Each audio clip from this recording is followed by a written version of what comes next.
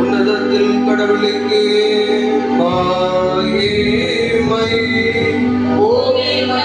சமாதானம் அவருடைய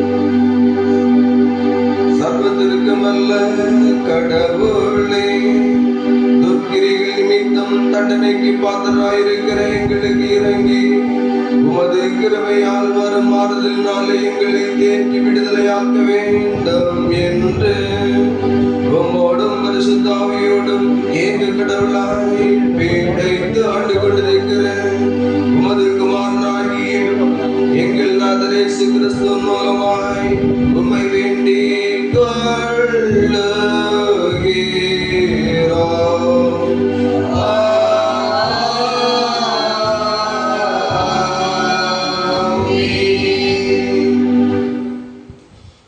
இன்று வரை 142வது சங்கீதத்தை நாம் முறைமுறையாக வாசிப்போம்.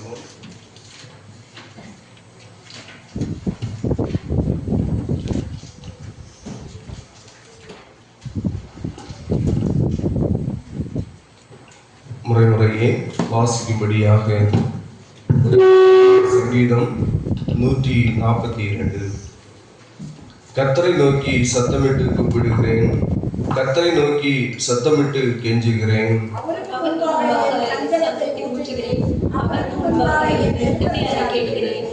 என் ஆவி என்னில் தியங்கும் போது நீர் என் பாதையை அறிந்திருக்கிறீர். நான் நடக்கிற வழியில் மறைவாக எனக்கு கட்டி வைத்தார்கள்.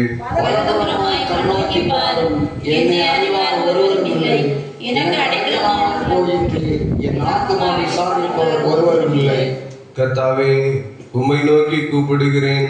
நீரே என் அடைக்கலமும் ஜீவனுள்ள தேசத்திலே என் பங்குமாயிருக்கிறீர் என்றேன்.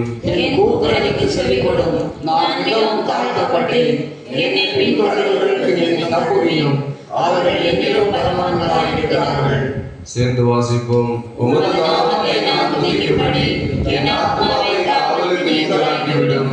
எனக்கு நீ தயவு செய்யும்போது நீதிமான்கள் என்னை சூழ்ந்துள்ளார்கள். அமருங்கள். இப்பொழுது இந்த நாளுக்குரிய திருமறை பகுதிகளை வாசிக்க கேட்கலாம். இந்த நாளிலே வாசிக்கும்படியாக கொடுக்கப்பட்டுள்ள படையெடுப்பு தீர்க்கதரிசியின் புஸ்தகம் 42ஆம் அதிகாரம் 14 முதல் 21 வரையுள்ள வசனங்கள். ஏசாயா 42ஆம் அதிகாரம் 14 முதல் 21 வரையுள்ள வசனங்களை வாசிக்க கேட்போம். நான் வெகு காலம் மௌனமாயிருந்தேன், சும்மா இருந்து எனக்குள்ளே அடக்கிக் கொண்டிருந்தேன். இப்பொழுது பிள்ளை பெறுகிறவளைப் போல சத்தமிட்டு அவர்களை பாழாக்கி விழுங்குவேன். நான் மலைகளையும் குன்றுகளையும் பாழாக்கி அவைகளில் உள்ள பூண்டுகளை எல்லாம் வாட பண்ணி ஆறுகளை திட்டுக்களாக்கி ஏரிகளை வற்றி போக பண்ணுவேன். குருடரே அவர்கள் அறியாத வழியிலே நடத்தி அவர்களுக்கு தெரியாத பாதைகளில் அவர்களை அழைத்து கொண்டு வந்து அவர்களுக்கு முன்பாக இருளை வெளிச்சமும் கோணலை செவையும் ஆக்குவேன். இந்த காரியங்களை நான் அவர்களுக்கு செய்து அவர்களை கைவிடாதிருப்பேன். சித்திர வேலையான விக்கிரகங்களை நம்பி வார்ப்பிக்கப்பட்ட சுரூபங்களை நோக்கி நீங்கள் எங்கள் தேவர்கள் என்று சொல்லுகிறவர்கள் பின்னடைந்து மிகவும் வெட்கப்படுவார்கள். செவிடரே கேளுங்கள், குருடரை நீங்கள் காணும்படி நோக்கி பாருங்கள். என் தாசனை அல்லாமல் குருடன் யார்? நான் அனுப்பிய தூதனை அல்லாமல் செவிடன் யார்? உத்தமனை அல்லாமல் குருடன் யார்? கர்த்தருடைய ஊழியக்காரனை அல்லாமல் அந்தகன் யார்? நீ அநேக காரியங்களை கண்டும் கவனியாதிருக்கிறாய். அவனுக்கு செவிகளை திறந்தாலும் கேளாதே போகிறான். கர்த்தர் தமது நீதி நிமித்தம் அவன் மேல் பிரியம் வைத்திருக்கிறார். அவர் வேதத்தை முக்கியப்படுத்தி அதை மகிமை உள்ளதாக்குவார் என்பது. வாசிக்கப்பட வேண்டிய படையேற்பாட்டு திருமறை பகுதி வாசித்து முடிந்தது. இந்த நாளுக்கென்று கொடுக்கப்பட்டுள்ள நிருப பகுதி எபேசியர் 5ஆம் அதிகாரம் 8 முதல் 14 வரையுள்ள வசனங்கள்.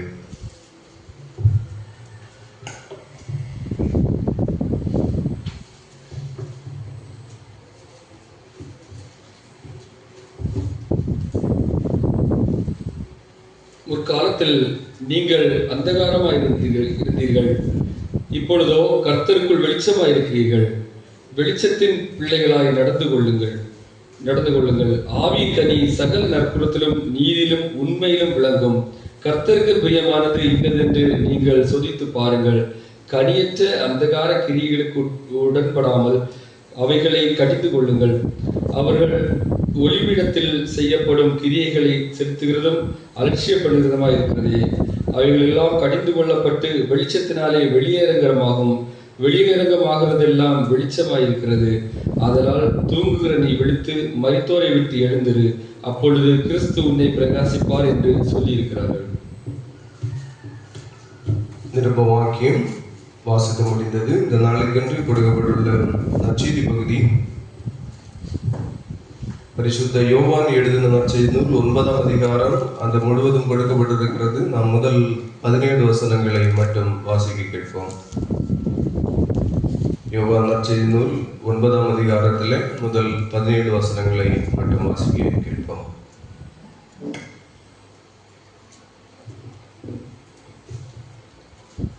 அவர் அப்புறம் போகையில் பிறவி குருடராகிய ஒரு மனுஷனை கண்டார். அப்பொழுது அவருடைய சீசர்கள் அவரை நோக்கி, ரபி, இவன் குருடனாய் பிறந்தது யார் செய்த பாவம்? இவன் செய்த பாவமோ இவனை பெற்றவர்கள் செய்த பாவமோ என்று கேட்டார்கள். இயேசு பிரதித்திரமாக, இது இவன் செய்த பாவமும் அல்ல, இவனை பெற்றவர்கள் செய்த பாவமும் அல்ல, தேவனுடைய கிரியைகள் இவனிடத்தில் வெளிப்படும் பொருட்டு இப்படி பிறந்தான். பகற்காலத்துக்கு மட்டும் நான் என்னை அனுப்பினவருடைய கிரியைகளை செய்ய வேண்டும், ஒருவனும் கிரியை செய்யக்கூடாத ராக்காலம் வருகிறது. நான் உலகத்தில் இருக்கையில் உலகத்திற்கு ஒளியாய் இருக்கிறேன் என்றார். இவைகளை சொல்லி அவர் தரையிலே துப்பி உமிழ் நீரினால் சேறுண்டாக்கி அந்த சேற்றை குருடருடைய கண்களில் மேல் பூசி, நீ போய் சிலோவாம் குளத்திலே கழுவு என்றார். சிலோவாம் என்பதற்கு அனுப்பப்பட்டவன் என்று அர்த்தமாம். அப்படியே அவன் போய் கழுவி பார்வையடைந்தவனாய் திரும்பி வந்தான். அப்பொழுது அயலாகத்தாரும் அவர் குருடனாய் இருக்கையில் அவனை கண்டிருந்தவர்களும், இவன் உட்கார்ந்து பிச்சை கேட்டு கொண்டிருக்கிறவன் அல்லவா என்றார்கள். சிலர் அவன்தான் என்றார்கள். வேறு சிலர் அவருடைய சாயலாய் இருக்கிறான் என்றார்கள். அவனோ, நான் தான் அவன் என்றார். அப்பொழுது அவர்கள் அவனை நோக்கி, உன் கண்கள் எப்படி திறக்கப்பட்டது என்றார்கள். அவன் பிரேத்திரமாக, இயேசு எனப்பட்ட ஒருவர் சேறுண்டாக்கி என் கண்களின் மேல் பூசி, நீ போய் சிலோவாம் குளத்திலே கழுவு என்றார். அப்படியே நான் போய் கழுவி பார்வை அடைந்தேன் என்றார். அப்பொழுது அவர்கள், அவர் எங்கே என்றார்கள்.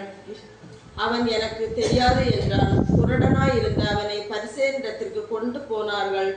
இயேசு சேருண்டாக்கி அவன் கண்களை திறந்த நாள் ஓய்வு நாளாயிருந்தது. ஆகையால் பரிசேயரும் அவனை நோக்கி, நீ எப்படி பார்வையடைந்தாய் என்று மறுபடியும் கேட்டார்கள். அதற்கு அவர் என் கண்களின் மேல் சேற்றை பூசினார், நான் கழுவினேன், காண்கிறேன் என்றார். அப்பொழுது பரிசேயரில் சிலர், அந்த மனுஷன் ஓய்வு நாளை கைக்கொள்ளாததினால் அவன் தேவனிடத்திலிருந்து வந்தவன் அல்ல என்றார்கள். வேறு சிலர், பாவியாய் இருந்த மனுஷன் இப்படிப்பட்ட அற்புதங்களை எப்படி செய்வான் என்றார்கள். இவ்விதமாய் அவர்களுக்குள்ளே பிரிவினை உண்டாயிற்று. மறுபடியும் அவர்கள் குருடனை நோக்கி, உன் கண்களை திறந்தேனே, அவனை குறித்து நீ என்ன சொல்லுகிறாய் என்றார்கள். அதற்கு அவன், தீர்க்கதரிசி என்றான் என்பதை. நற்செய்தி வாக்கியம் வாசித்து முடிந்தது. கிறிஸ்துவே உமக்கு ஸ்தோத்திரம். நம்முடைய விசுவாசத்தை அப்போஸ்தல விசுவாச பிரமாணத்தின் வழியாக அறிக்கை செய்வோம். பரலோகத்தையும் பூலோகத்தையும் படைத்த சர்வவல்ல பிதாவாகிய கடவுளை விசுவாசிக்கிறேன். அவருடைய ஒரே குமாரனும் நம்முடைய ஆண்டவருமாகிய இயேசு கிறிஸ்துவை விசுவாசிக்கிறேன். இவர் பரிசுத்த ஆவியினால் கர்த்தத்தில் உட்பவித்து கன்னிமரிடத்தில் பிறந்து பொந்து பிலாத்துவின் கீழ் பாடுபட்டு சிலுவையில் அறையுண்டு மரித்து அடக்கம் பண்ணப்பட்டார். பாதாளத்தில் இறங்கி மூன்றாம் நாள் மரித்தோரிலிருந்து உயிர்த்தெழுந்தார். பரத்துக்கு ஏறி சர்வவல்ல பிதாவாகிய கடவுளுடைய வலது பாசத்தில் வீற்றிருக்கிறார். அவ்விடத்திலிருந்து உயிருள்ளோரையும் மரித்தோரையும் நியாயத்தீர்க்க வருவார். பரிசுத்த ஆவியானவரை விசுவாசிக்கிறேன். பொதுவான பரிசுத்த கிறிஸ்தவ சபையும் பரிசுத்தவான்களுடைய ஐக்கியமும் பாவ மன்னிப்பும் சரீர உயிர்த்தெழுதலும் நித்திய ஜீவனும் என்று விசுவாசிக்கிறேன். ஆமென். மறுபடியும் நம்முடைய பாடல் புத்தகத்திலே 206வது பாடலை பாடுவோம். இம்மானுவேலின் இரத்தத்தால் நிறைந்த ஊற்றுண்டே என்ற பாடல் எண் 206.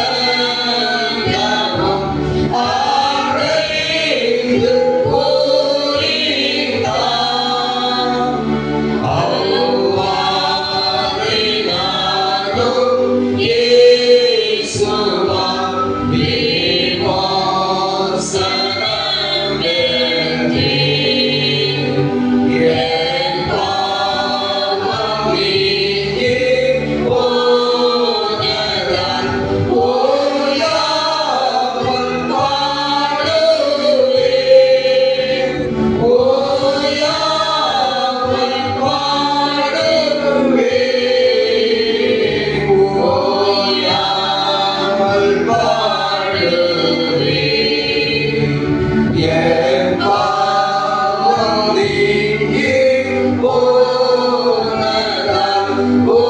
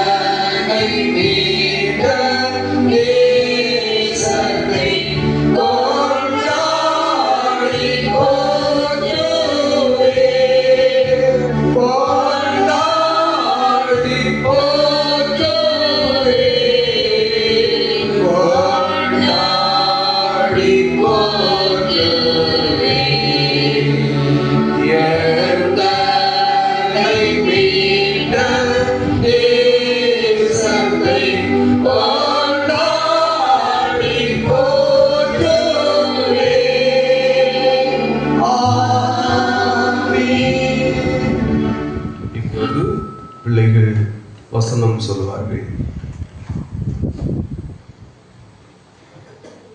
அவன் கர்த்தரை விசுவாசித்தான், அதை அவர் அவனுக்கு நீதியாக எண்ணினார். ஒருவருக்கு தீமைக்கு தீமை பண்ணாதிருங்கள்.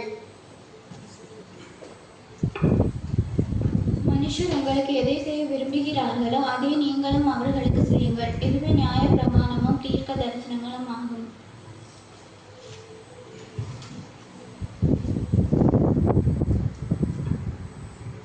எனக்கு ஒத்தாசை வரும் பர்வதங்களில் நேராக என் கண்களை ஏறெடுக்கிறேன். வானத்தை பூமியும் உண்டாக்கின கர்த்தரிடத்தில் இருந்து எனக்கு ஒத்தாசை வரும்.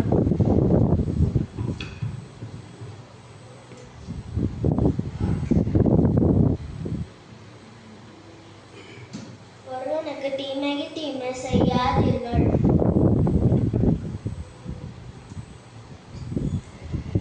பிதாவாகிய கடவுளிடமிருந்தும் நம் ஆண்டவராகிய இயேசு கிறிஸ்துவிடமிருந்தும் அனைவருக்கும் கிருபையும் சமாதானமும் உண்டாவதாக.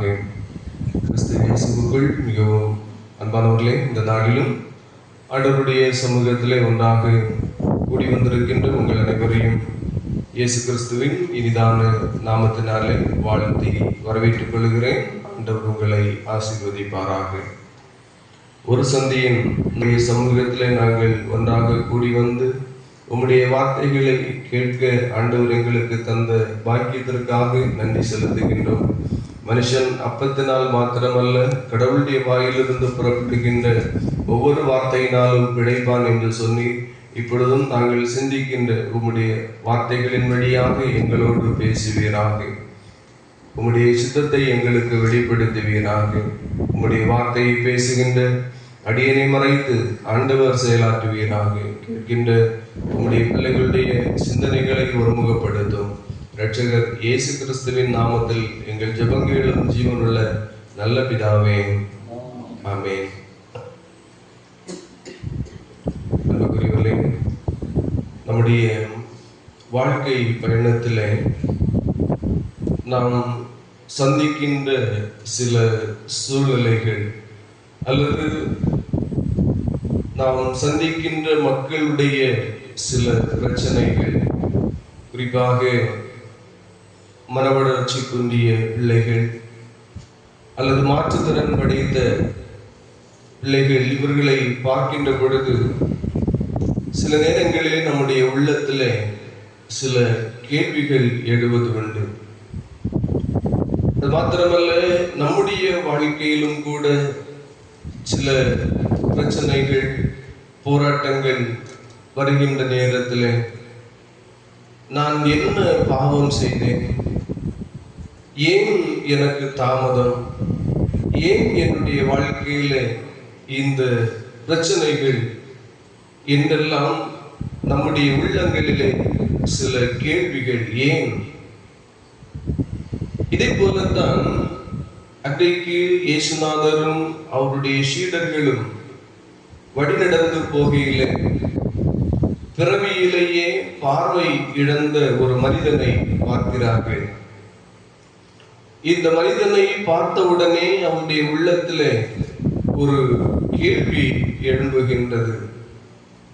இந்த மனிதன் பார்வையற்றவனாக பிறந்தது யார் செய்த பாவம்? இவன் செய்த பாவமா அல்லது இவனுடைய பெற்றோர் செய்த பாவமா என்கின்ற இரண்டு கேள்விகளை இயேசுவிடத்தில் வைக்கின்றார்கள். காரணம், அன்றைக்கு வாழ்ந்த யூதர்கள், பரிசேயர்கள் இவர்கள் எல்லாரும் அறிந்திருந்தது இப்பேற்பட்டதான பார்வையற்ற சூழலை ஒரு மனிதனுக்கு வருவது, சில வியாதிகள் வருவது, அது பாவத்தினுடைய விளைவு, கடவுளுடைய தண்டனை என்று நினைத்தார்கள். ஆனால் ஒரு மனிதன் பிறக்கும் போதே பாவத்திலே பார்வையற்றவனாக பிறக்கிறான் என்று சொன்னால் அவன் எப்படி பாவம் செய்திருக்க கூடும்? ஆகவே அவனுடைய பெற்றோர் பாவம் செய்திருக்க கூடும் என்று சொல்லி நினைக்கின்றார்கள். பழைய ஏற்பாட்டு திருமுறை பகுதியை நாம் படிக்கின்ற நேரத்தில் யாத்ராகம புஸ்தகத்திலே பல இடங்களிலே சொல்லப்பட்டிருக்கிறது. ஆண்டவரை பற்றி சொல்லி யாத்ராகமம் 20வது அதிகாரம் 5வது வசனத்திலே சொல்கிறார், பிதாக்களுடைய அக்கிரமத்தை பிள்ளைகளிடத்தில் 3ஆம் 4ஆம் தலைமுறை மட்டும் விசாரிக்கிற தேவனாய் இருக்கிறேன் என்று சொன்னார். ஆகவே தான் என்னுடைய உள்ளத்திலே இப்படிப்பட்டதான கேள்விகள் எழும்புகின்றது. இவன் செய்த பாவமா, இவனுடைய பெற்றோர் செய்த பாவமா என்கிறார்கள். ஆனால் ஆண்டவர் இயேசு சொல்லுகின்ற பொழுது அவருடைய எண்ணம் தவறானது என்பதை சொல்லுகின்றார், சுட்டிக்காட்டுகின்றார். இவன் செய்த பாவம் அல்ல, இவனுடைய பெற்றோர் செய்த பாவம் அல்ல, தேவனுடைய கிரியை இவனிலே வெளிப்படும்படியாக இவன் பார்வையற்றவனாக இப்படி பிறந்திருக்கிறான் என்று சொல்லி. காரணம், சில வேளை இந்த மனிதன் பார்வையற்றவனாக பிறந்திராவிட்டால் இயேசுநாதரை அறிந்திருக்க மாட்டான். இயேசுநாதரின் மீது விசுவாசம் வைத்திருக்க முடியாத ஒரு சூழல் இருந்திருக்கும். இவனுடைய வாழ்வின் மூலமாக, இவனுடைய வாழ்விலே ஆண்டவர் செய்த அற்புதத்தின் மூலமாக அவனும் மற்றும் அவனுடைய வாழ்விலே நடைபெற்ற அற்புதத்தை பார்த்தவர்கள் எல்லாரும் இப்பொழுது இயேசுநாதரை செய்த அதிசயங்களை கண்டு கடவுளை மகிமைப்படுத்த இருக்கக்கூடும். ஆகவே ஏதோ கடவுள் அவனுடைய வாழ்விலே ஒரு பாடை வேதனை அனுபவித்தார் என்று சொன்னால் அது அவன் மூலமாக ஆண்டவருடைய நாமம் மகிமைப்பட வேண்டும் என்பது அது கடவுளுடைய நோக்கமாக இருந்தது. அன்புக்குரியவர்களே, இன்றைக்கு நாம் வாடுகின்ற வாழ்க்கை சூழலிலே யாருக்காவது ஒரு கஷ்டம் வருகின்ற நேரத்தில், ஒரு துன்பம் வருகின்ற நேரத்தில், ஒரு தீராத வியாதி வருகின்ற நேரத்தில் உடனே நாம் தீர்ப்பிடக்கூடாது. அவன் ஏதோ ஒரு பாவம் செய்திருக்க கூடும், ஏதோ ஒரு பாவத்தின் நிமித்தமாகத்தான் அவளுக்கு இந்த பிரச்சனை வந்தது என்று சொல்லி நாம் ஒருபோதும் தீர்ப்பிடக்கூடாது. காரணம், நாம் எல்லோருமே பாவிகள். பாவம் செய்யாதவங்க, எந்த தவறும் செய்யாதவங்க நம்ம யாராவது இந்த உலகத்தில் இருக்கிறோமா? ஒருவருமே இல்லை. நாம் எல்லோருமே தண்டனைக்குரியவர்கள்.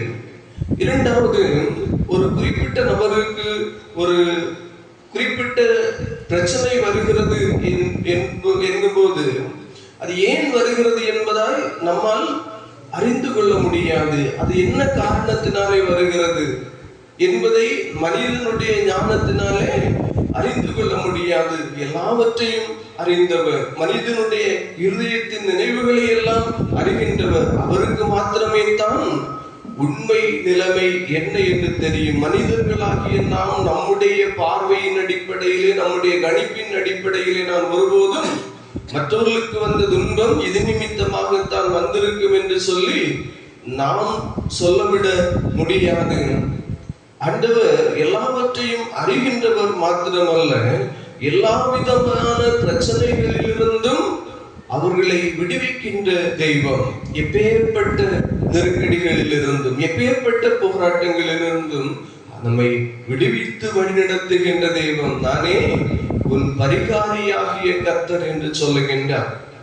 வருத்தப்பட்டு பாரம் சுமக்கிறவர்களே, நீங்கள் எல்லாரும் என்னிடத்திலே வாருங்கள், நான் உங்களுக்கு இளைப்பாற தருவேன். எல்லா பிரச்சனைகளுக்கும் அவரிடத்திலே பரிகாரம் உண்டு. எல்லா பிரச்சனைகளிலிருந்தும் அவரிடத்திலே விடுதலை உண்டு. ஆகவே நாம் எதன் அடிப்படையிலே இப்படி மற்றவர்களை கணிக்க கூடாது என்று சொன்னால், இதற்கும் திருமறை வசனங்கள் நமக்கு ஆதாரமாக இருக்கின்றது.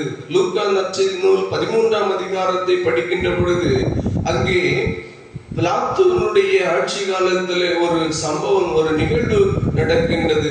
அந்த பிலாத்து அநேக கலிலேயரை கொன்று அவருடைய இரத்தத்தை பலிகளோடு கலந்திருந்தான் என்கின்ற செய்தியை கேள்விப்பட்ட பொழுது இயேசுநாதர் அவரிடத்தில் சொன்ன நேரத்தில் இயேசுநாதர் அவரிடத்தில் கேட்கின்றார், கலிலேயாவில் இருக்கின்ற மற்ற கலிலேயர்களை காட்டிலும் மற்ற கலிலேயர் எல்லாரை காட்டிலும் இவர்கள் பாவிகளாய் இருந்தார்கள் என்று நினைக்கிறீர்களோ? அப்படி அல்ல என்று சொல்லுகின்றார். இரண்டாவது அப்போஸ்தலர் 28ஆம் அதிகாரத்தில் 4வது வசனத்தை படிக்கின்ற பொழுது அப்போஸ்தலனாகிய பவுலுடைய கப்பல் பயணத்தை முடித்து, கப்பல் பயணத்திலே பயங்கரமான கொந்தளிப்புகள் எல்லாம், போராட்டங்களை எல்லாம் சந்திக்கின்றார்கள். எப்படியோ தப்பித்தவறி ஒரு தீவிலே செல்லுகின்றார்கள். அந்த தீவுக்கு சென்ற நேரத்தில் அங்கே குளிருக்காக விறகுகளை எல்லாம் அடுக்கி பொறுக்கிக் கொண்டிருந்த நேரத்தில் குளிர் காய்வதற்காக அதில் இருந்த ஒரு பாம்பு கடித்து விட்டது. அப்போ அவங்க உள்ள கிராமத்தில் இருந்த அந்த தீவில் இருந்த மக்கள் என்ன நினைக்கிறார்கள் தெரியுமா? அங்கேயே தப்பித்தவரை வந்து கரை சேர்ந்தார்கள். இப்பொழுது இவனுடைய பாவம் இவனை விடவில்லை, இங்கேயும் பாம்பு கடித்து விட்டது, ஏதோ ஒரு பெரிய பாவம் செய்து விட்டார் என்று சொல்லி நினைத்தார்கள். ஆனால் அப்படி அதனுடைய விளைவு பவுலை பாதிக்கவில்லை. நாம் நம்முடைய விருப்பத்தின்படி சில காரியங்களை, மற்றவர்களுக்கு வரக்கூடிய துன்பங்களை நாம் கணிக்க முடியாது. அதே நேரத்தில் நாம் ஒன்றை யோசித்து பார்க்க வேண்டும், மற்றவர்களை நாம் கணிக்க கூடாது, சரிதான். அதே நேரத்தில் நம்மை நாமே ஆராய்ந்து பார்க்க வேண்டியது நம்முடைய கடமையாக இருக்கிறது.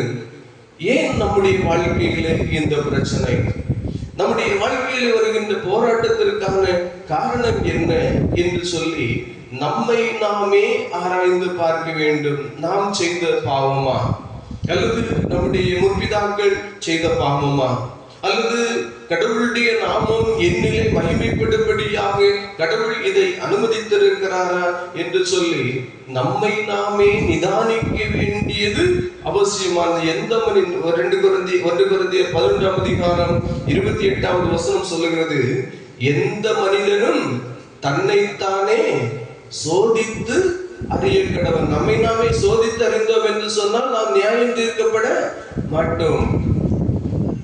தாவீது ஒரு முறை ஆண்டவரிடத்தில் ஜெபிக்கின்ற பொழுது, தேவனே, வேதனை உண்டாக்கும் வழிகள் என்னிடத்திலே உண்டோ என்று ஆராய்ந்து அறிந்து வேதனை அறிந்து கொள்ளும் என்று சொல்லுகின்றார். வேதனை உண்டாக்கும் வழி என்னிலே உண்டோ என்று பார்த்து நித்திய வழியிலே என்னை நடத்தும் என்று சொல்லி தாவீது ஜெபிக்கிறதை பார்க்கின்றோம். ஆகவே இன்றைக்கு நாம் இந்த பகுதியிலே குறிப்பிட்டிருக்கின்ற சிந்தனைக்காக கொடுக்கப்பட்டிருக்கின்ற இந்த திருமறை பகுதியில 3 கேள்விகள் வரல. இவன் செய்த பாவமா, இவனுடைய பெற்றோர் செய்த பாவமா, கர்த்தருடைய நாமம் மகிமைப்படும்படி நடந்ததா என்பதை குறித்து நாம் சிந்திக்க கடமைப்பட்டிருக்கின்றோம். காரணம், இவன் செய்த பாவமா என்று சொல்லுகின்ற பொழுது பாவம் என்பது எவ்வளவு கொடுமையானது என்பதை நாம் அறிந்திருக்கின்றோம். இந்த பாவத்தின் நிமித்தமாக அநேக பிரச்சனைகளும் போராட்டங்களும் வியாதிகளும் மனிதனுடைய வாழ்க்கையிலே வருவது உண்டு. பாவத்தின் நிமித்தமாக, பாவம் என்று சொல்லக்கூடிய 3 எழுத்துக்கள் அடங்கிய இந்த வார்த்தை அது பயங்கரமான விளைவை ஏற்படுத்தக்கூடியது. ஒரு மனிதனுடைய பாவத்தின் நிமித்தமாக அவனுடைய மனசாட்சி பாதிக்கப்படுகின்றது. அவனுடைய வாழ்விலே நிம்மதியற்றவனாக இருக்கின்றான். பயமும் கலக்கமும் ஒரு மனிதனை பிடிக்கின்றது. காரணம், இந்த பாவம் அவனை பின்தொடர்வதனால. ஆதியாகமம் 4ஆம் அதிகாரம் 7வது வசனத்துல சொல்லப்பட்டிருக்கிறது, ஒரு பாவம் உன் வாசற்படியிலே படுத்திருக்கும் என்று சொல்லி. நம்ம ஒரு மனிதனுடைய பாவம் அவனுடைய வீட்டு வாசலின் படியிலே படுத்திருக்கும் என்று சொன்னால், அவன் வீட்டிற்குள்ள வருகின்ற பொழுது அந்த பாவம் அவனை பின்தொடரும். வீட்டிற்குள்ளாக நிம்மதி இருக்காது. அவன் வீட்டை விட்டு வெளியே போகின்ற பொழுது அந்த பாவம் அவனை பின்தொடரும். அந்த பாவம் அவனை சும்மா விடாது. ஆகவே தான் நன்மை செய்தால் உனக்கு மேன்மை இல்லையோ? பாவம் இல்லை என்று சொன்னால் பாவம் உன் வாசப்படியிலே படித்திருக்கும் என்று சொல்லப்பட்டிருக்கிறது.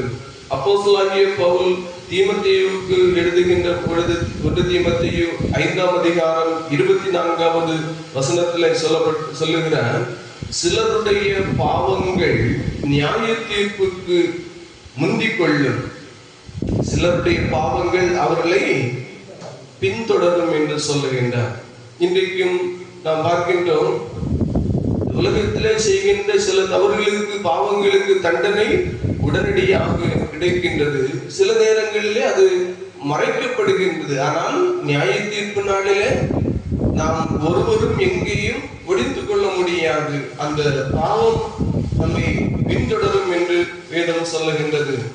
ஒரு மனிதனுடைய வாழ்க்கையிலே நாம் பாவத்திற்கு கொஞ்சம் இடம் கொடுத்தோம் என்று சொன்னால் அந்த பாவம் பெருகி பெரிய விளைவை ஏற்படுத்தும். ஆகவே தான் சங்கீதக்காரன் தாவீது சொல்லுகின்றார், ஆண்டவரே, துணிகரமான பாவங்களுக்கு என்னை விலக்கி காத்தருளும், அவைகள் என்னை ஆண்டு கொள்ள ஒட்டாதிரும் என்று சொல்லுகின்றார். துணிகரமான பாவங்களுக்கு என்னை விலக்கி, பாவம் ஆரம்பத்திலே கொஞ்சமாக மறைவாக தெரியாத சின்ன சின்ன பாவமாக ஆரம்பிக்கின்ற பாவ பழக்கங்கள் அது துணிகரமாக செய்கின்ற பாவமாகி விடுகின்றது.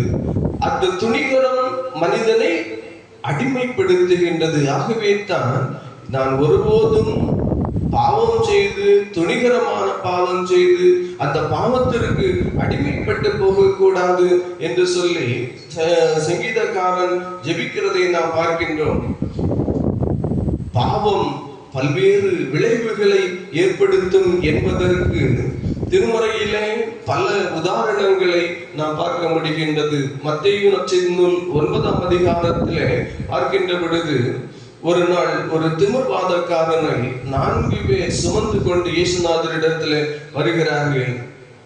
அந்த அவனுடைய திமிர்வாதத்தினுடைய காரணம் அவனுடைய பாவத்தின் விளைவு என்று இயேசு உடனே கண்டுபிடித்தார். அவர் சொல்லுகிறார், மகனே, உன் பாவங்கள் உனக்கு மன்னிக்கப்பட்டது என்று சொன்னார். அதே போல யோவான் நற்செய்தி நூல் 5ஆம் அதிகாரத்தில் படிக்கின்ற பொழுது 38 வருடமாக பலவீனப்பட்டிருந்த ஒரு மனிதனை இயேசுநாதர் சந்திக்கின்ற நேரத்தில் ஆண்டவர் சொல்லுகின்ற வார்த்தை, நீ சுஸ்தமானாய், அதிக கேடானதொன்றும் உனக்கு வராதபடி இனி பாவம் செய்யாதே. அப்போ அந்த மனிதனுடைய வாழ்க்கையிலும் இந்த இப்படிப்பட்டதான சூழ்நிலை வருவதற்கு காரணம் அவருடைய பாவம் என்று சொல்லி சொல்லுகின்றார். அதே நேரத்தில் இப்பேற்பட்டதான பாவங்களை, பாவத்திலே வாழ்ந்து பாவத்தின் தண்டனைகளை அனுபவிக்கின்ற மக்களை பார்த்து ஆண்டவர் மனதுருகினார் என்று சொல்லி நாம் பார்க்கின்றோம். மனம் இறங்குகின்ற மனதுருக்கம் உள்ள ஆண்டவர், அவர் பாவங்களை மன்னிக்கிற தெய்வம். ஒரு முறை விபச்சாரத்தில் இப்படிப்பட்ட பெண்ணை இயேசுநாதரிடத்தில் கொண்டு வந்த பொழுது அவர் பாவத்தை மன்னித்து உள்ளத்தை சொல்ல, இனி பாவம் செய்யாதே என்று சொல்லுகின்றார். சங்கீதம் 103வது சங்கீதத்தில் 3வது வசனம் சொல்லுகிறது, அவர் உன் அக்கிரமங்களை எல்லாம் மன்னித்து உன் நோய்களை எல்லாம் குணமாக்கி கிருபையினாலும் இரக்கங்களினாலும் முடிசூட்டுவார். அவர் நம்முடைய பாவங்களை உணர்த்தி, நம்முடைய பாவங்களை யாரெல்லாம் மனஸ்தாபப்பட்டு ஆண்டவரே என்னுடைய பாவங்களை மன்னியும் என்று சொல்லி ஆண்டவருடைய சமூகத்தில் அறிக்கையிடுகிறோமோ, அவருடைய பாவங்களை மன்னித்து எல்லா நெருக்கத்திலிருந்தும் நம்மை விடுவிக்கிற தெய்வமாக இருக்கிறார். அன்புக்குரியவர்களே, நம்முடைய வாழ்க்கை பயணத்திலும் கூட நாம் சில நேரங்களில் சில தவறுகள், பாவங்கள் இயல்பாக செய்து விடுகின்றோம். நாம் செய்கின்ற பாவம் என்பதை ஆண்டவர் நமக்கு உணர்த்துவார் என்று சொன்னால் அந்த உடனடியாக பாவ மன்னிப்பை தருகின்ற ஆண்டவரிடத்திலே வந்து நாம் சரணடைய வேண்டியது கட்டாயமாக இருக்கின்றது. இயேசு கிறிஸ்துவின் இரத்தம் சகல பாவங்களை நீக்கி நம்மை சுத்திகரிக்கும். இரண்டாவது வருகின்ற கேள்வி, இவன் பிதாக்கள் செய்த பாவமா என்று.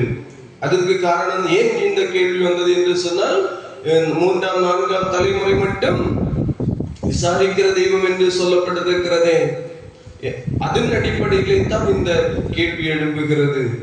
யார் செய்த பாவம்? இன்றைக்கு உலகத்திலே வாழுகின்ற மனிதர்களிலே சில பெற்றோர் பிள்ளைகளுக்கு ஆசீர்வாதத்தை சம்பாதித்து வைக்கின்றார்கள். ஒரு சில பெற்றோர் பிள்ளைகளுக்கு சாபத்தை சம்பாதித்து வைக்கின்றார்கள்.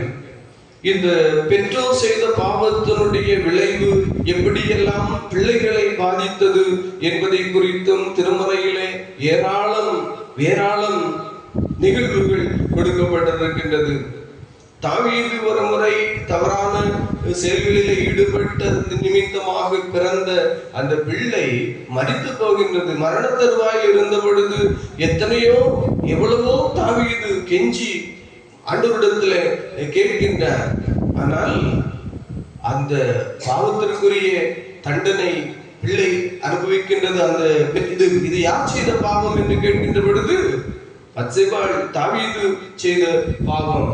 அதே போல நாம் பழைய பாட்டு பகுதியிலே பார்க்கின்ற பொழுது யோனாவுடைய வாழ்க்கை சரித்திரத்தை படிக்கின்ற நேரத்தில் யோனாவுடைய கப்பல் பயணத்திலே போது இந்த ஒரு மனிதன் செய்த தவறினாலே, கீழ்ப்படியாமையினாலே அந்த கப்பலிலே பயணம் செய்த அத்தனை பேருக்கும் பாதிப்பு ஏற்படுகின்றது. எவ்வளவோ முயற்சி பண்ணுகின்றார்கள். கப்பலில் இருந்த முயற்சி பண்ணி கப்பலில் இருந்த பொருட்களை எல்லாம் தூக்கி வீசுகிறார்கள். ஆனால் இந்த கொந்தளிப்பு யார் நிமித்தமாக வந்தது? இந்த ஒரே ஒரு மனிதன் நிமித்தமாக, ஆண்டவருக்கு விரோதமாய் ஆண்டவருடைய கீழ்ப்படியாமல் சென்றது நிமித்தமாக.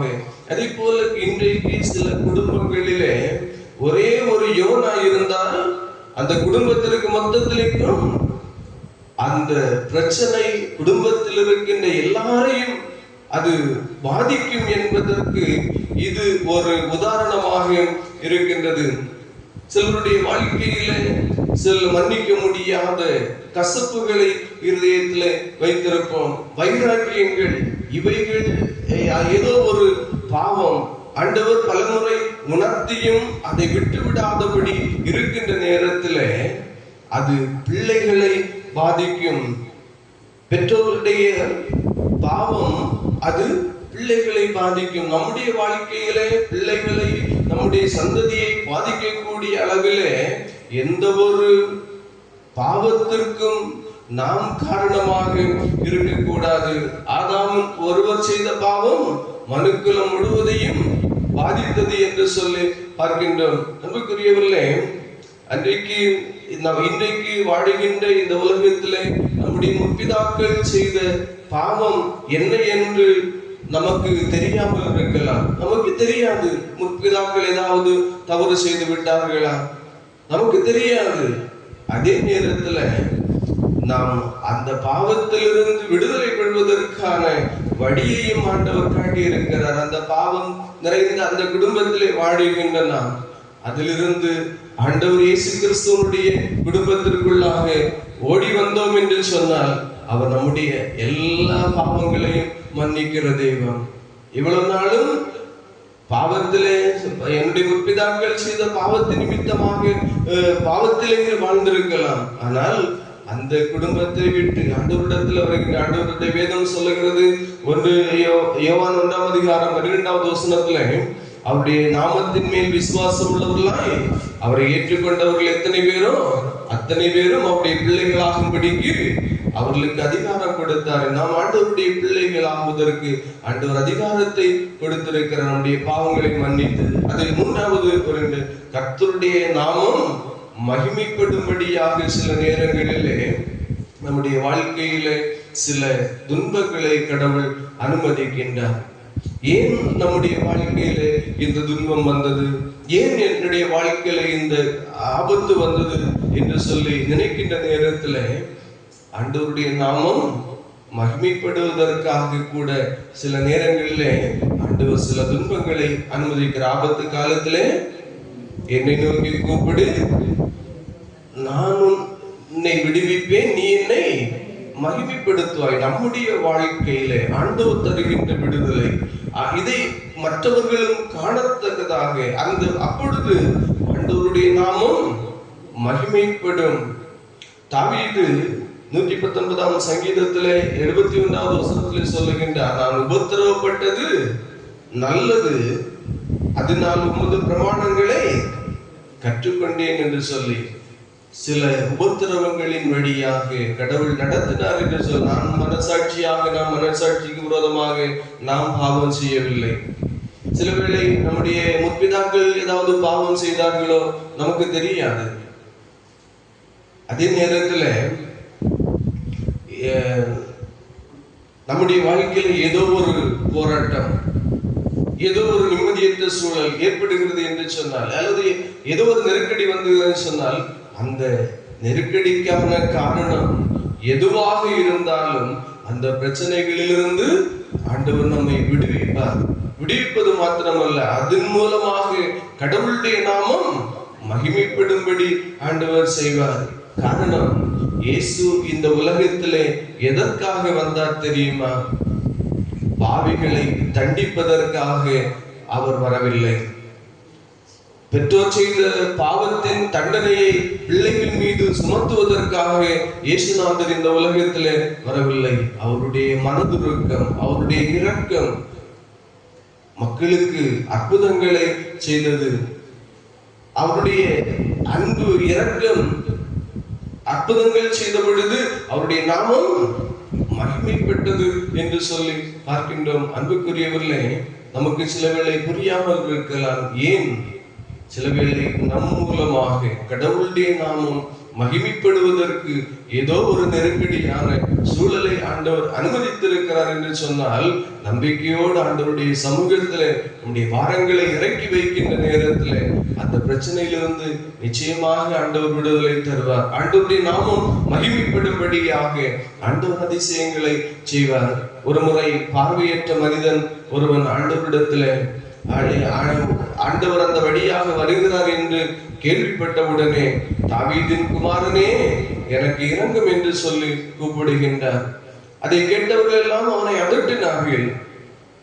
ஆனால் அவனோ இன்னும் அதிக சத்தமாய் கூப்பிட்டான். நான் உனக்கு என்ன செய்ய வேண்டும் என்று கேட்கின்றார் ஆண்டவர் இயேசு கிறிஸ்து. நான் பார்வையடைய வேண்டும் என்று சொன்ன பொழுது, நீ விசுவாசிக்கிறார், நீ விசுவாசிக்கிறபடியே உனக்கு ஆக கடவுது என்று சொல்லி, விசுவாசிக்கிறேன் ஆண்டவரே என்று சொன்னவுடனே அந்த மனிதன் பார்வையடைகின்றார்.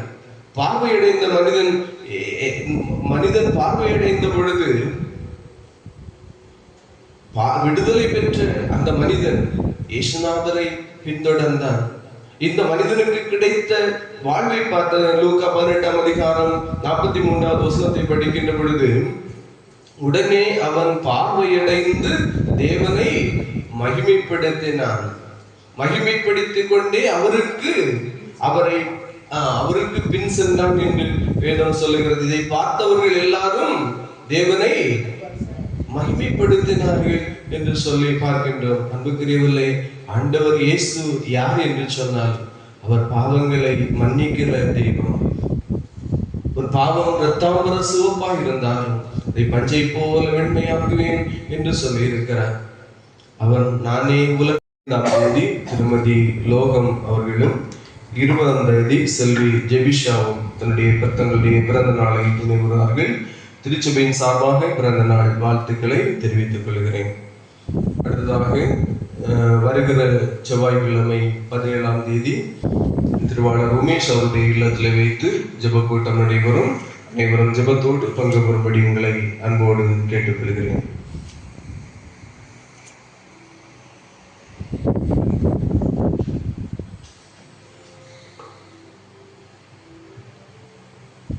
இப்பொழுது பாடல் புத்தகத்திலே 587 585வது பாடலை பாடுவோம். அப்பொழுது கர்த்தருக்கென்று காணிக்கை ஏற்றுக்கொள்ளப்படும். அழைக்கிறார் அழைக்கிறார் இதோ நீயும் வா உந்த நேசர் ஆவலாய் அழைக்கிறார் என்ற பாடல். பாடல்கள் 585.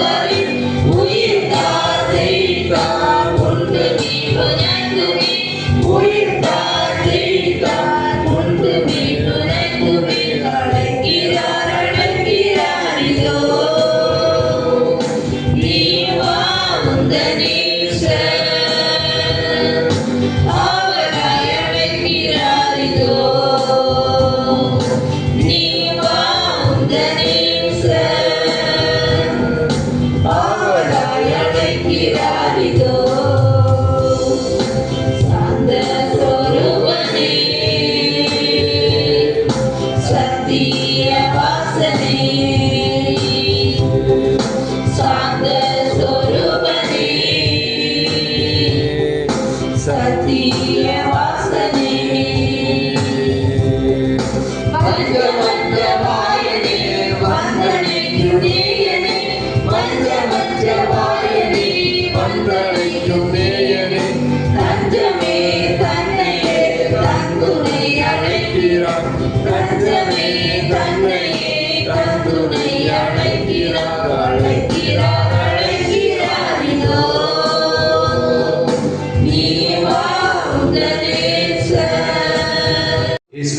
படிக்கிற பிள்ளைகளுக்காக ஜெபிக்கின்றோம். நீ கடந்து வந்த பாதையிலே கல்வியாண்டு முழுவதும் கூட இருந்து நடத்தினீரே. இந்த தேர்வுகளை சந்தித்துக் கொண்டிருக்கின்ற நேரத்திலும் எங்கள் பிள்ளைகளை உம்முடைய கரங்களில் ஒப்பு கொடுக்கிறோம். உடைய கரம் பிள்ளைகளோடு கூட இருந்து ஆண்டவரே நல்ல முறையிலே தேர்வுகளை சந்தித்து அதிமதிப்பெண்களோடு வெற்றி பெறுவதற்கு பிள்ளைகளுக்கு ஆண்டவர் அருள் புரிய வேண்டும் என்று ஜெபிக்கின்றோம். குடும்பத்தில் இருக்கின்ற எல்லா பெற்றோரையும் உடைய கரங்களில் ஒப்பு கொடுக்கிறோம். கேட்டு செய்கின்ற வேலைகளை ஆசீர்வதியுங்க.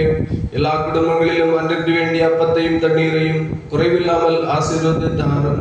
ஒரு உலகத்திற்குள்ளே சமாதானமும் ஒரு அரண்மனைகளுக்குள்ளே சுகமும் இருப்பதாக என்று சொன்ன உம்முடைய வசனத்தின்படியே சமாதானத்தையும் சுகம் நிறைந்த வாழ்வையும் உடைய பிள்ளைகளுக்கு கட்டளையிடுவீராக. படிப்பு நிமித்தமாக பணி நிமித்தமாக எங்களை விட்டு தூர தேசங்களிலே வெளிநாடுகளிலே வாழ்ந்து கொண்டிருக்கின்ற குடும்ப உறவுகள் அனைவரையும் நினைக்கின்றோம். எந்த இடத்திலிருந்தாலும் ஆண்டவருடைய கரம் பிள்ளைகளை நடத்தட்டும். அவரிடத்திலும் நாங்கள் நல்ல செய்தியை அறிந்து கொண்டு உம்முடைய நாமத்தை மகிமைப்படுத்த அருள் புரிய வேண்டும் என்று ஜெபிக்கின்றோம். பாதுகாப்பற்ற உலகத்திலே வாடுகின்றோம். எந்த தீங்கும் எங்களை அணுகாதபடி ஒவ்வொரு நாளும் உடைய சிலுவை நிழலுக்குள்ளாக இரத்த கோட்டைக்குள்ளாக முடிமறைத்து பாதுகாத்துக் கொள்வீராக. குடும்ப வாழ்வின் ஆசீர்வாதமான குழந்தை செல்வங்களை எதிர்நோக்கி காத்திருக்கின்ற பிள்ளைகளுக்கு ஆண்டவரே நன்மையான ஈவுகளையும் குழந்தை செல்வங்களையும் தந்து ஆண்டவர் ஆசீர்வதிக்க வேண்டும் என்று ஜெபிக்கின்றோம். அப்பா, உம்மால் கூடாத காரியம் ஒன்றுமில்லை. நீ விசுவாசித்தால் தேவனுடைய மகிமையை காண்பாய் என்று சொன்னீரே. உம்முடைய பிள்ளைகள் மேல் வைத்திருக்கிறதான விசுவாசத்தை பலப்படுத்தி மகிமையான காரியங்களை காண செய்ய வேண்டும் என்று ஜெபிக்கின்றோம். அனைவருடைய பணிவாழ்விலும் உடனிருந்து நடத்துவீராக. உலக கடமைகள் ஆண்டவர் கொடுத்திருக்கின்ற உலக பணிகளை செய்வதற்குரிய எல்லா விதமான ஆற்றலையும் ஆலோசனையும் தந்தபடி நடத்த வேண்டும் என்று ஜெபிக்கிறோம். அப்பா, இயேசுவே உம்மை நன்றியோடு ஸ்தோத்திரிக்கின்றோம். பெற்றோர் பிள்ளைகளுக்கிடையே அன்புறவையும் ஐக்கியத்தையும் தாரும். திருச்சபையின் விசுவாச குடும்பங்களுக்குள்ளாக அன்புறவை தாரும். ஆண்டவருடைய நாமத்தை மகிமைப்படுத்தக்கூடிய அனுபவங்களை தாரும். திருச்சபையின் வாயிலாக நடைபெறுகின்ற எல்லா விதமான ஊழியங்களையும் ஆண்டவர் ஆசீர்வதிப்பீராக. உம்முடைய நாமம் மகிமைப்படட்டும். திருச்சபையின் வாழ்வுக்காக வளர்ச்சிக்காக கொடுக்கிற ஜெபிக்கிற பின்னணியில் நின்று தாங்குகின்ற அனைவரையும் ஆசீர்வதிப்பீராக. இந்த நாளிலும் படைத்திருக்கின்ற காணிக்கைகளை உம்முடைய கரங்களில் ஒப்புக் கொடுக்கின்றோம். எந்த நிலைமையிலிருந்து என்னென்ன நோக்கங்களோடு படைத்திருக்கின்றார்களோ நினைப்பதற்கும் வேண்டிக் கொள்வதற்கும் மேலான ஆசீர்வாதங்களை தாரும். அப்பா, இயேசுவே உம்மை நன்றியோடு ஸ்தோத்திரிக்கிறோம். அப்பா, உம்முடைய வல்லமை நிறைந்த கரங்களுக்குள்ளாக ஒப்புக் கொடுக்கிறோம். இன்னும் அதிகமாய் உம்முடைய நாமம் மகிமைக்கென்று நாங்கள் கொடுக்கவும் வாழவும் தக்கதாக எல்லா நிலைமையிலும் உம்முடைய பிள்ளைகளை ஆண்டவர் ஆசீர்வதிக்க வேண்டும் என்று ஜெபிக்கின்றோம். அப்பா, இதோ இந்த வாரத்திலே தங்களுடைய பிறந்த நாளை நினைவுறுகின்ற பிள்ளைகளுக்காக ஜெபிக்கிறோம். 15ஆம் தேதி ஆண்டவரே, இன்றைக்கு தன்னுடைய பிறந்த நாளை நினைவுறுகின்ற திருமதி லோகம் அவர்களுக்காக உமக்கு நன்றி செலுத்துகின்றோம். பிறந்த நாள் முதல் இந்த நாள் மட்டும் கரம் பிடித்து நடத்தினீரே. கிருபையினாலும் இரக்கங்களினாலும் முடிசூட்டினீரே. உமக்கு ஸ்தோத்திரம் ஆண்டவரே. உம்முடைய வல்லமை நிறைந்த கரங்களுக்குள்ளாக ஒரு வீசி ஒப்புக் கொடுக்கின்றோம். ஆண்டவரே, தந்தை மைந்தன் தூயாவியராகிய திரியேக கடவுளுடைய நாமத்தினாலே நாங்கள் உம்முடைய மகளை ஆசீர்வதிக்கின்றோம். திருச்சபையாக வாழ்த்துகின்றோம். ஆண்டவர் தொடர்ந்து நல்ல சுகபலனை தந்து நீடிய ஆயுளை தந்து கரம் பிடித்து நடத்த வேண்டுமாய் ஜெபிக்கின்றோம். அப்பா, இயேசுவே புதிய வயதில் என்ன நன்மைகளையும் ஆசீர்வாதங்களையும் எதிர்நோக்குகின்றார்களோ விண்ணப்பத்தை அங்கீகரித்து விருப்பங்களை நிறைவேற்றுவீராக. நீ தருகின்ற ஆசீர்வாதங்களிலே மகிழ்ந்திருக்க கர்த்தர் உதவி செய்ய வேண்டும் என்று ஜெபிக்கின்றோம். அப்பா, இயேசுவே அதே போல 20ஆம் தேதி தன்னுடைய பிறந்த நாளை நினைவுறுகின்ற பிள்ளை ஜெபிஷாவுக்காக உமக்கு நன்றி செலுத்துகின்றோம். ஆண்டவருடைய கரமை மட்டும் நடத்தி வந்ததற்காக உமக்கு ஸ்தோத்திரம் செலுத்துகின்றோம். புதிய வயதிற்குள்ளாக நீடித்து வைக்கின்ற தருணத்தில் நாங்கள் உம்முடைய கரங்களில் ஒப்புக் கொடுத்து ஜெபிக்கின்றோம். ஆசீர்வாதத்தின் பாதையிலே வழிநடத்துவீராக. ஜீவனுள்ள நாளெல்லாம் நன்மையும் கிருபையும் தொடரும்படியாக உடைய கரவழியோடு கூட இருந்து வழிநடத்த வேண்டும் என்று ஜெபிக்கின்றோம். இதோ எங்களை முழுவதுமாக தாழ்த்தி உம்முடைய கரங்களில் ஒப்புக் கொடுக்கிறோம். ஆசீர்வாதத்தின் பாதையிலே வழிநடத்துவீராக. தேசத்தை உம்முடைய கரங்களில் ஒப்புக் கொடுக்கின்றோம். தேசத்திலே அமைதியையும் சமாதானத்தையும் கட்டளையிடுவீராக. உலக நாடுகளுக்கிடையே நடந்து கொண்டிருக்கின்ற ஆண்டவரே யுத்தங்கள் நிமித்தமாக ஏற்பட்டிருக்கின்ற எல்லா ஆண்டவரே நெருக்கடிகளில் இருந்தும் உம்முடைய பிள்ளைகளை ஆண்டவர் விடுவிக்க வேண்டும் என்று ஜெபிக்கின்றோம்.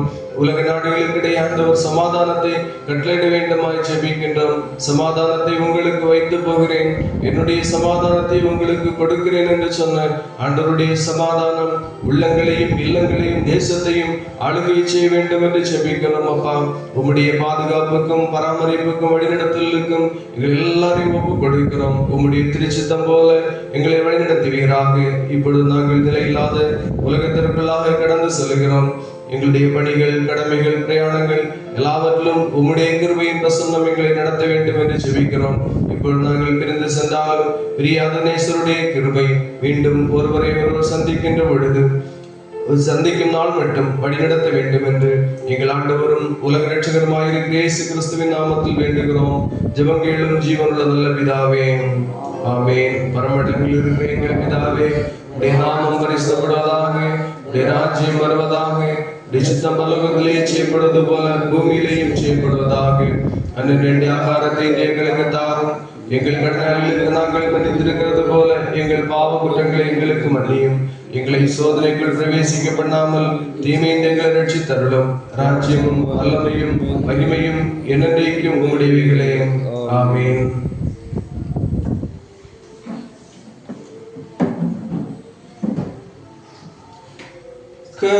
கர்த்தரானவர் உன்னை ஆசீர்வதித்து உன்னை காப்பாராக. கர்த்தரானவர் தமது திருமுகத்தை உன்மேல் பிரகாசிக்க பண்ணி உன்மேல் கிருபையாயிருப்பாராக. கர்த்தரானவர் தமது திருமுகத்தை உன்மேல் பிரசன்னமாக செய்து உனக்கு சமாதானம் கட்டளையிடுவார்.